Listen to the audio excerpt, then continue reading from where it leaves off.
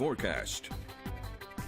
A frigid morning, but a beautiful sunrise sky. Jerriette captured that beautiful scene from Lake Monticello. In the last couple of days, we've had some gorgeous sunrise and sunsets. Here's a nice shot this morning from Jim Carpenter backing out of the driveway. You can see the ice there on some of the driveway pavement, and of course, beautiful color with some of those alto cumulus clouds. Only made it up to a high of 33 today. Right now, 28 at the airport, 29 in Palmyra, 22 there in Waynesboro, 23 in Stanton, and 28 currently in Madison. Those are your wind chills, basically in the teens and single digits in the mountains. It will be a frigid overnight. However, cloud cover and wind will determine how low the numbers go, but regardless, the wind chills will make it very cold. Here we go with the current wind speeds across the region. They really won't settle down. As a matter of fact, they'll pick up during the day tomorrow, and you can see a little patch of clouds that rolled in throughout the course of the afternoon.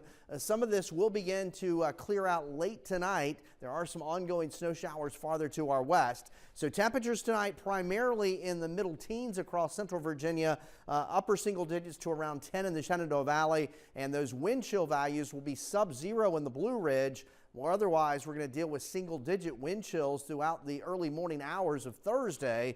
And while highs once again will struggle to get above freezing near east of the mountains, will stay below freezing out to the west. And that means throughout the course of the day, it'll feel like it's in the teens with some of those wind gusts throughout the day that are topping over 20, maybe even up to 30 miles an hour. So blustery and cold here for Thursday. Clouds roll in on Friday, dry during the daylight hours, and then late Friday night into early Saturday morning. That's our next likely hit with some generally light snow. So the morning hours are dry, the afternoon hours are dry, and by Friday evening, we'll start to see some light snow overspread the region, taking us into Friday night and tapering off early on Saturday. The European model is still showing a light accumulation across the region. The American GFS model generally light, but a little heavier farther to our south right now along that 460 corridor. We'll continue to follow it, but the likely scenario is about 1 to 2 inches, locally 3, late Friday night in the pre-dawn hours of Saturday before the system moves out. Otherwise, it'll be a cold and sunny weekend.